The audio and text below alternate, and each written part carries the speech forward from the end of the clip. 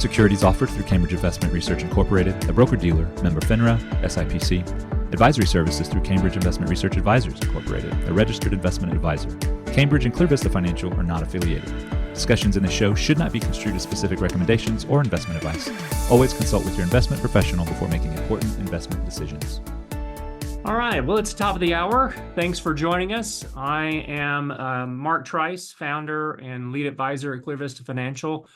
In the studio with me today is Jesse Hamilton. Hey, everyone. Welcome to the show. Jesse's one of our fellow advisors in our Waco and Temple office, and we're glad you've chosen to take a few moments to join us today. We're going to have a little bit kind of a different agenda than normal weeks. We're going to give a quick market update, and we're going to talk about presidential elections of the past and the impact that it's had on the markets and things. So we'll actually not have another market update before Election Day, Mark. So this is it. That's why we want to talk When about... is the first Thursday of?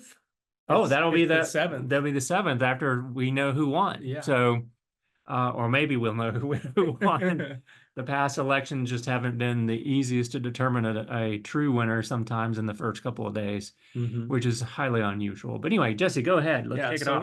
We're just going to do a really high-level market update, and then we'll get into our agenda of the presidents of the past. Sorry to interrupt you, but we need to let people know they can send us questions live while we're on the webinar. And if we can't get to them, we can follow up with you later. That number is 254-282-0495. You can send us a text to that number, and we can always follow up with you. If you think of something after the program today, feel free to contact that number anytime. Yes. All right. Sorry. Well, the big news, Mark, in September is, of course, the September rate cut. That's right. For the first time since COVID, they cut rates, and they went for the full 50 basis point cut. Or 0.5%. 0.5%. We thought it was going to be 25 or 50. They went ahead and did the full 50. They claim it's not catching up. They just wanted to have a big first leap. But rates are going to go down soon. They are on their way down. They do intend to cut once again this year. We'll see if that actually happens or not. And the markets are really mixed since then. Everybody thought this would be a rocket ship after that. It never is. It never is. And a lot of people think that's a sign that the economy is going to be resilient and so forth. There is a lot of interpretation go into that 0.5% federal overnight Fed funds rate. We were expecting a 1/4 point. We thought that a 1/2 point would signal to the market that the economy is in a lot worse shape. And they're too late. Well, they did the 1/2 point. They're basing it on the data that they see. And unfortunately, the data that they have is always in arrears. It's in hindsight.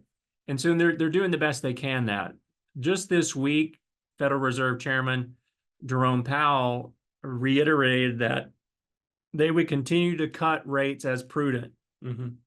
And we expect maybe a 2 1/4 point interest rate cuts before the end of the year. Now, it takes time for these rate cuts to filter through to everything else. We already saw mortgage rates drop in the few weeks beforehand, and we don't know that will continue on, but there's a lot of the expectations been already built into the market performance. And that's why you typically will see volatility around the time that the Fed begins to cut rates. That's right. And of course, existing home sales were down, and that's because buyers are waiting to see if they can get a better rate here in a few months.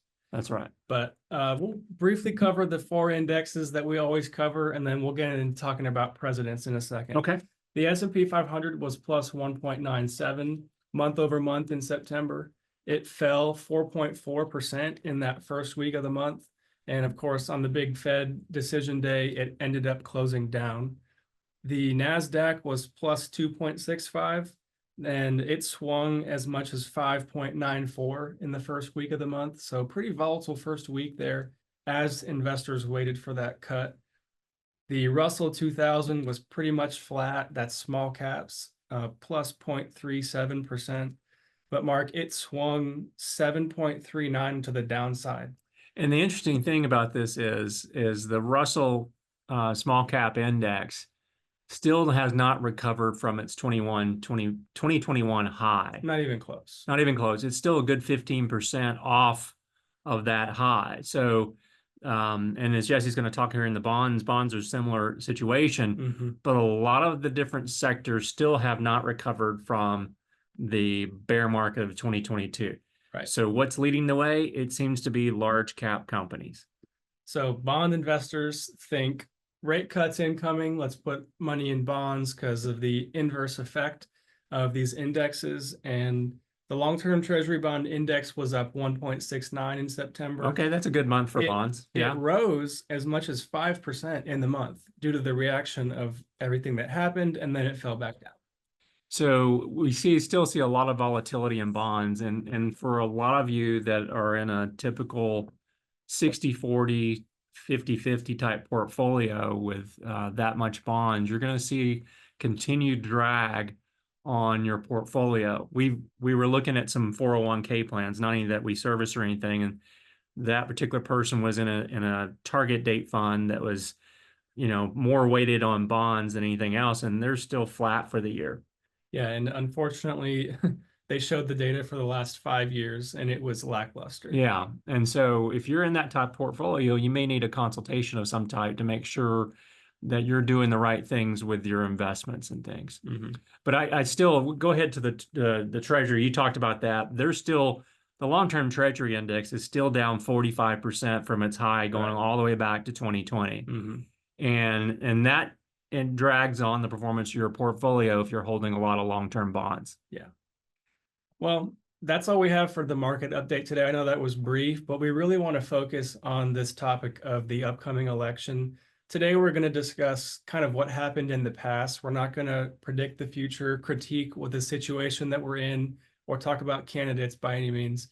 Our goal is to look at what happened in the past using market data and the timeline. I did want to add one thing, because I saw a lot of people at Sam's yesterday because they're trying to stock up on goods that they think are being shipped in on ships on the East Coast. Oh, because they think of the border, the dock workers. Yeah, the recent longshoreman strike along the East Coast, and that's in its third day now.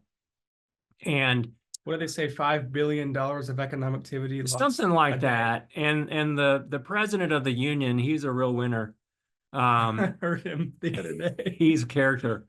He only makes $800,000 a year, but he's a character. He's basically threatening the companies that they're going to stick it to the American consumer if they don't get their way.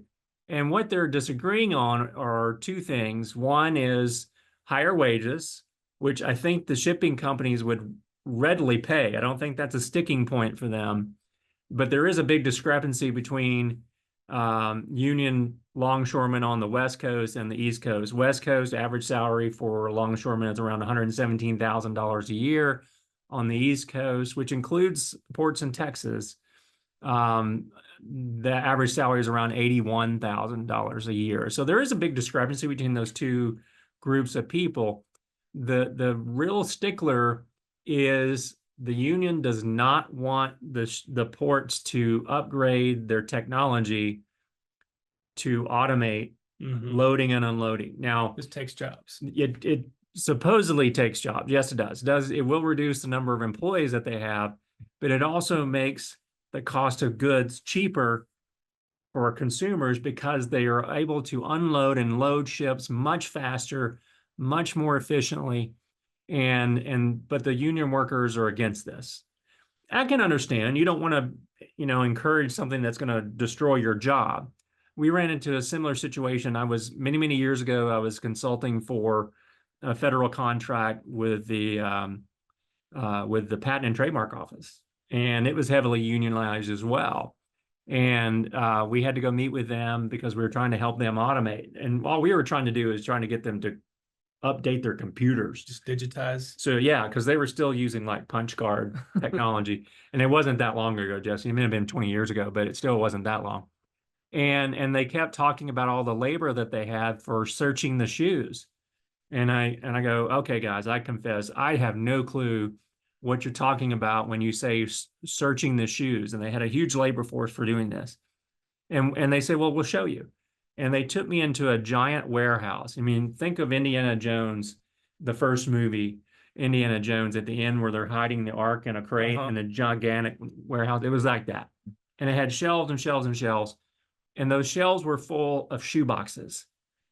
And what was the Patent and Trademark Office was doing is they literally were taking all the technical data and knowledge for a patent and storing it in a shoebox. Okay. Each patent had a Each shoebox? patent had its own shoebox, or maybe the patent had a couple of shoeboxes because they had a lot of stuff. But they needed people to go search these things, and they didn't want computers taking away those people's jobs. Incredibly inefficient. But eventually they gave into that, and they had some automation. So they actually digitize the patents now. So you can actually, if you want to file a patent, you can go search and see if there's one like it. But the longshoremen are the same way. They don't want to have automation. And really in the US, we are the only country in the global economy that doesn't have a lot of automation. There is one port in Norfolk, Virginia. And for my Virginia friends, notice that I did pronounce Norfolk correctly. There's one port in Norfolk that is semi-automated, and their efficiency, they're putting through containers like crazy compared to even the port down the street in Newport News.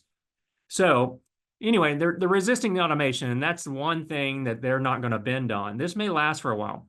I heard some logistics experts talk about the impact. Jesse mentioned the financial impact on GDP, about $5 billion a day is being taken out. But they said if the strike lasts for 1 day, it'll take 3 days just to catch up with the volume that they fall behind. And we may remember this. They're probably parked out waiting, right? Yeah, they're parked out in the ocean, Atlantic Ocean or the Gulf, waiting to be unloaded or loaded at dock. And because we do have exports going out too. But it said if the strike lasts a week, it'll take 3 months to work through. It's an exponential effect delaying these things. And we remember a little bit of this stuff in COVID, because they had hundreds of ships that were off in the ocean waiting to come into port to unload. I actually took a little excursion on a boat out there off of LA and saw all the ships out there. So, and we know what that did. That caused scarcity, caused prices to go up. But for example, if you drink Ozarka bottled water, it's made here in the U.S. I think in Missouri. Ozarka, yeah. Ozarka in the Ozarks. You don't need to go hoard that. It's not Shanghai. Same thing. Same thing for toilet paper. There's not going to be a shortage of toilet paper because we have a plentiful supply. At least I don't use Chinese toilet paper. No. But the plentiful supply. Now there's lots of other things, construction material, but they said, the logistical experts said the first things that will be impacted is produce. Well, we can't really hoard produce unless it's frozen, because this produce will go bad in a few days. Yeah. So there's really not a reason to rush to Sam's or Costco this week. Although I know a number of people are doing it, and the shelves of toilet paper at Sam's and HEB around here are empty. But they'll get more. Don't worry. You'll be okay. So I just wanted to mention that, because that can, depending on how long the strike lasts, can impact. Now, it's just on the East Coast. It's not the West Coast. West Coast guys are happy. It's the East Coast unions that... They're going to have bananas in California, but not right around here. And a lot of our stuff comes across the border in trucks anyway. But yeah. Neither here nor there. But I just want to mention that, because that could impact the markets. That could impact your produce in the coming weeks. All right, Jesse, let's jump into presidents and markets real quick. We talk about this a little bit, but we've done a pretty extensive research on this. Let's kill the camera just so they can read this a little bit. Yeah. Let's do that. So hang on, folks, real quickly. And all right, so here's the data that everybody wants to hear. This is first up, starting with Richard Nixon, going to his first term in 1969. Let me describe to you the column on the right. That number represents the year-over-year performance of the S&P 500. That's January to December in the calendar year following the candidate's election. So the month that he's inaugurated, or she, well, we don't have any she's in here, but yes, and the month they're inaugurated, for that first year. Right. So Nixon's minus 11.36 represents early 1969 to December 1969. Okay. So that was kind of a volatile year. We were in Vietnam, lots of things going on. And in his second term, it was down even more, right? Yeah, 17%. And that was when we switched over to the gold standard, lots of different things. You remember the gas lines and things during the mid 70s. All those things were going on, which impacted the economy and the markets as well. So this first year window, if you will, kind of gives some feedback on what the economy responded to when they made their first decisions as leader. But it's not because that person was elected. No. That's the thing we're trying to stress. No. You'll have up years and down years. Let's just go on through Jimmy Carter. Minus 11. Just turned 100 this week. Uh-huh. He's the only president we know of that lived to be 100. His first year was down 11.5. Ronald Reagan, 9.53 negative return this first year. But the first year of his second term, it was up 26.3%. Economy was booming. Yes. I mean, that was in the late 80s. Mm-hmm. We had just come out of a recession. Things were going really well. Bush Sr. went into a recession in his first year. Yes. Read my lips, no new taxes. That backfired on him a little bit. And then when Clinton's first term came in, the markets were up 7.6%. Let's keep going through this because it's kind of interesting. It is, yeah. Because people automatically assume, and we hear this a lot, if a Democrat gets elected, then we're going to see X. red, yeah, or whatever. If a It's not Republican true. gets elected, then Y, and it's just not true. There's lots of things going on in the economy that can impact the market. Yeah. So here's How about Clinton? Yeah, there you go, Clinton's second term. all the way through our current Mr. Joe himself. But of course, with Clinton, incumbent party comes in for a second term, combined with tech bubble, healthy economy. Tech bubble. And we had a balanced budget. Mm-hmm. We had the economy was growing at a very quick pace. 31% to the upside. Yeah. George W. comes along in his first year in 2001, but we all remember what happened, 9/11. Yep. And the markets kind of fell from that point forward, minus 13% that year. His second term, the first year was a modest increase of plus 3%. Yep. Then Obama comes in. This is at the bottom of the Great Recession in 08 and 09. And he saw a 23% increase, a 29% increase in his first year of his second term. Yep. Trump, plus 19 in 2017. Now, Biden, he was coming in at the end of COVID, markets up 26%. But a lot of that sell-off in 2020 was due to that COVID pandemic. So Right. 2022 was also not very pretty. But so with all this said, this data is only for the first year of the president's term. Let's look at the president's entire term. Yeah, this is a great chart here showing their entire term, their entire time in office. Each one is a 4-year period. And it goes back to all the way to Eisenhower. But notice the 3 presidents here who ended their terms with negative stock returns. That is Nixon and Ford. Only for a partial term, and Ford came in when Nixon resigned. And then Bush Jr. And the Nixon frame, we're going into a downturn in the economy. Yeah. High energy prices, et cetera. Bush Jr. or George W. minus 12.5%. His first term was in the 2002. He was in that range when the market went down 50%. He had really a bad hand on He did on the markets. Yeah, it sure did. And then George W. number 2. Of course, we had in the last years of his term, the markets were down about 45%. So why does Clinton look so strong? Well, there were a lot of things going on with the economy.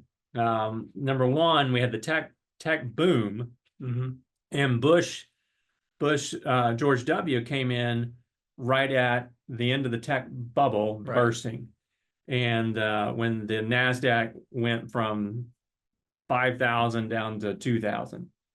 And so, you inherit a few things, and it's not because Clinton did something and Bush didn't. It's just the presidents don't have that much of an impact on the economy.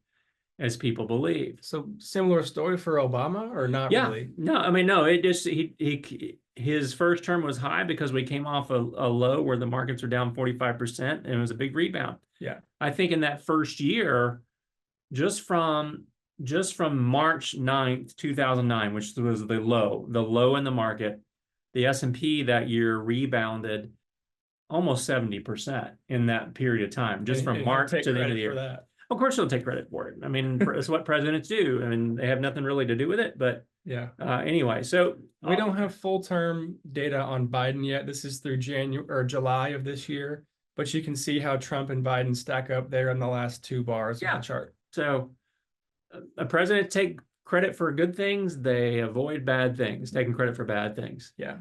This So one's a little harder to view, but yeah, but it's here's still interesting. the same data, but with a line graph over time.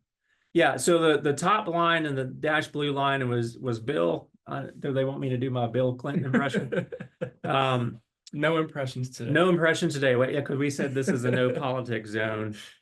I did get a chance to meet the then former president after he was out of office. Of course, have met George W. Yeah, but you know, he had probably the greatest returns in time. Now, who had the more lousy ones? They were Nixon, yeah, Jimmy Carter, and then HW and H.W. Bush, Bush Senior. So, you know, just kind of interesting to see different markets, different parties. The parties really don't matter.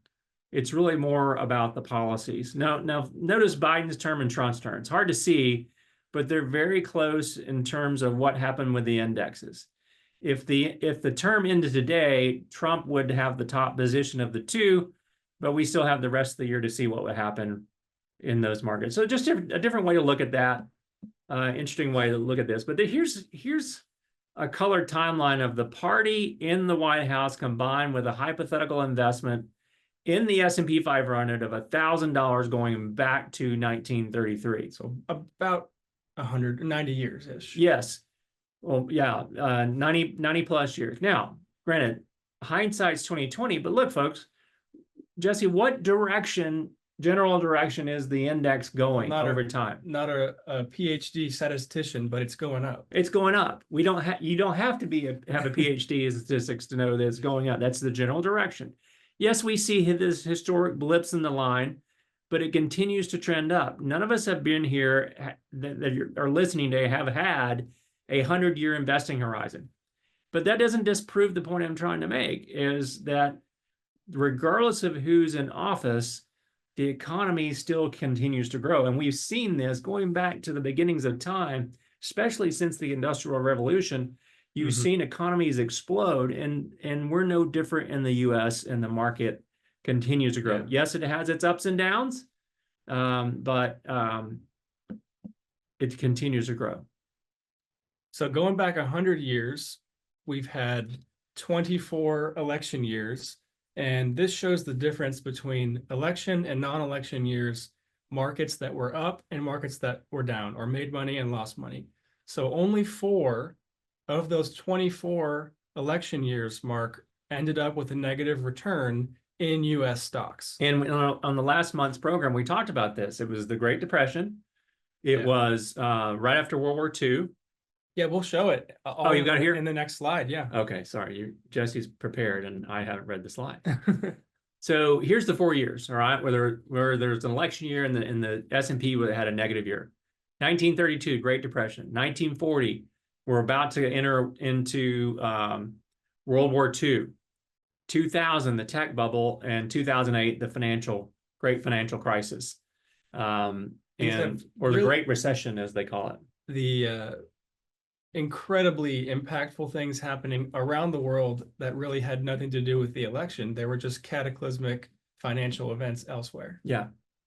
And even though, I mean, you could almost put 2020 in this. We had the COVID pandemic around the world. There was an election, so fast. but it came back very quickly once we decided, oh, we don't need to shut everything down. Yeah.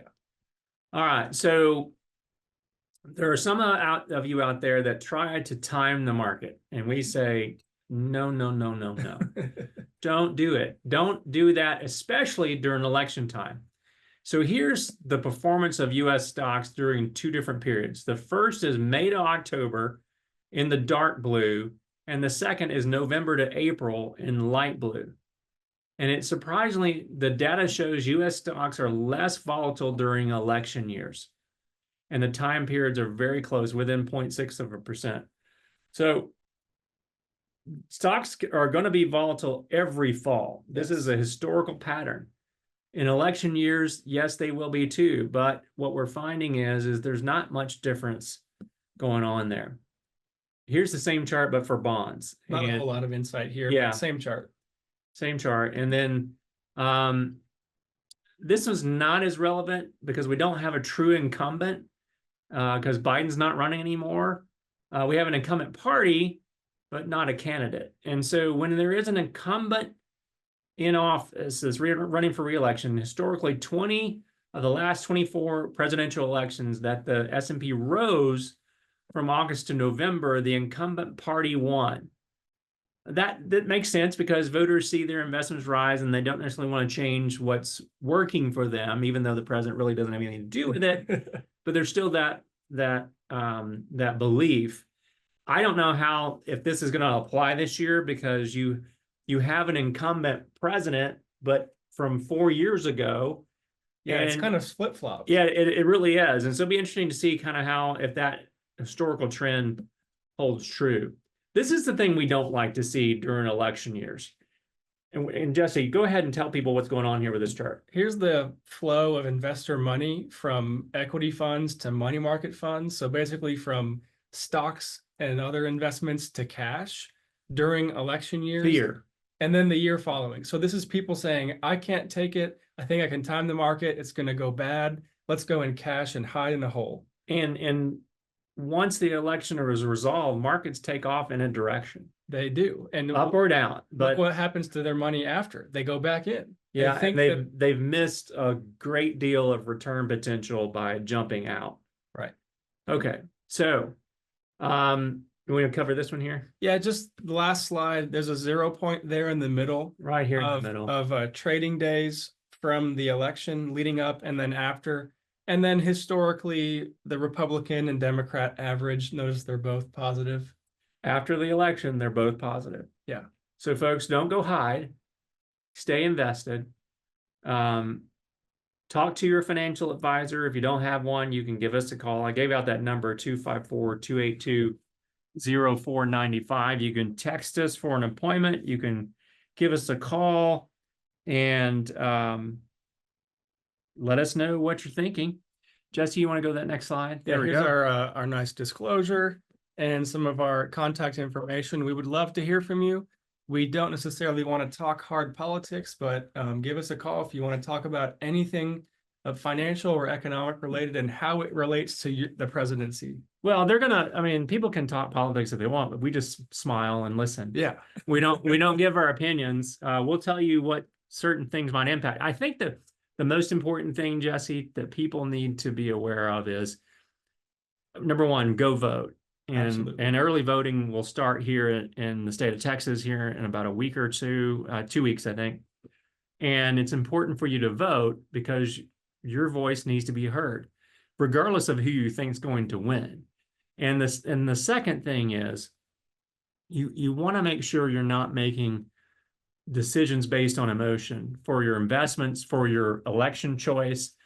Listen to and read about and study the policies that each candidate is proposing. I don't care if that's for president, for Congress, for state house. Listen to the policies because the policies are the things that matter. What does this person want to do? How do they intend to pay for it?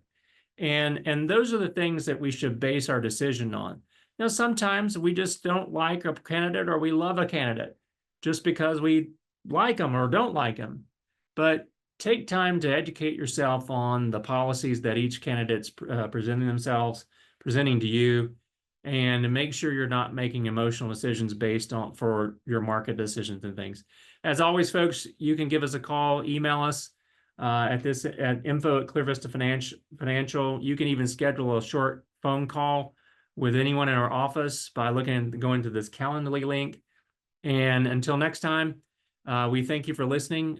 We'll have a lot to say on the November market update. Hopefully we'll have a decision. Yes, and we'll have another Fed meeting in the middle, or right around that time, and we'll have a decision. Who's going to be in the White House? Who's going to be in this, or who's going to lead the Senate? Who's going to lead the House? And there'll be a lot of things to talk about. So hope you'll join us next time. And until then, have a wonderful month.